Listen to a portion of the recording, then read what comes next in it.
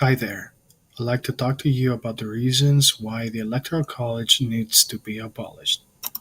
First, the real reason behind the existence of the Electoral College is slavery. At the Philadelphia Convention, James Wilson proposed direct national election of the president, but Madison responded such a system would prove unacceptable to the South.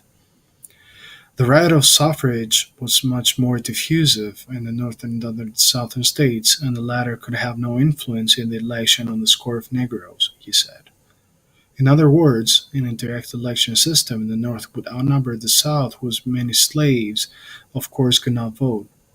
But the Electoral College, a prototype which Madison proposed in the same speech, instead let each Southern state count its slaves, albeit with a two-fifths discount in computing its share of the overall count. Problem number one. The Electoral College creates the possibility for the loser of the popular vote to win the electoral vote.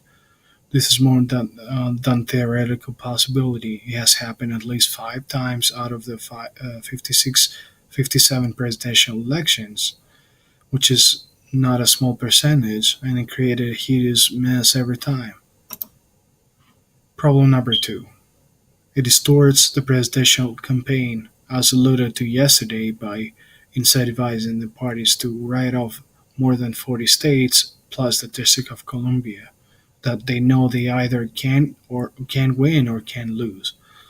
Among the states that in recent history don't get campaign visits other than for fundraising or TV ads are the three most populous states: California, Texas, and New York, which among them make up more than 25% of the US population. Problem number three. The Electoral College system further distorts the presidential campaign by causing the candidates to grant extra weight to the parochial needs of the swing states. For the same reason, it distorts governance. The first term president who expects to have a tough re election fight will have to cater to those states' needs.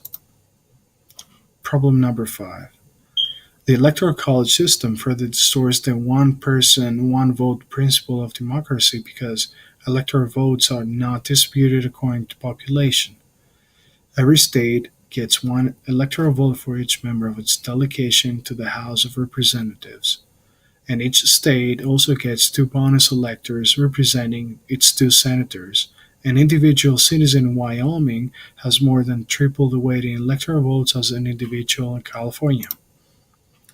Problem number six. The Electoral College creates a possibility of 269 tie vote, and in almost every recent election, there has been a relatively credible scenario for such an outcome. The rules for the Electoral College system for dealing with a tie are bizarre and scary and create a fairly plausible scenario by which no one could be elected president in time for inauguration day.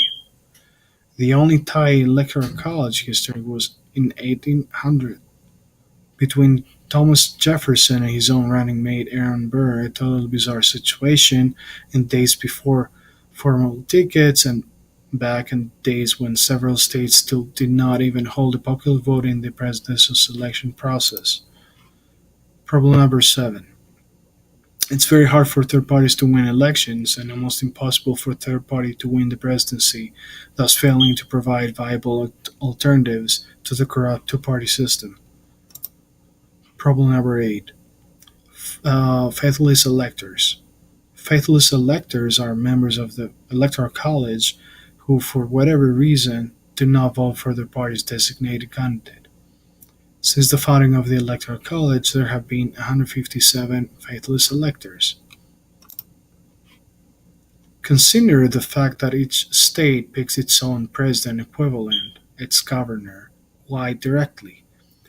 One person equals one vote. All votes are counted equally, and in close races, recounted carefully. The United States should copy this state-tested model when choosing for the governor for the whole nation, the president. Please research the topic, and if you agree with the abolition of the Electoral College, he can also sign the petition that is asking the 149 electors in those states where they can vote for Hillary Clinton without any legal penalty if they choose to ignore their state's votes and cast their ballots for the candidate who won the popular vote by 2.5 million votes. Thanks.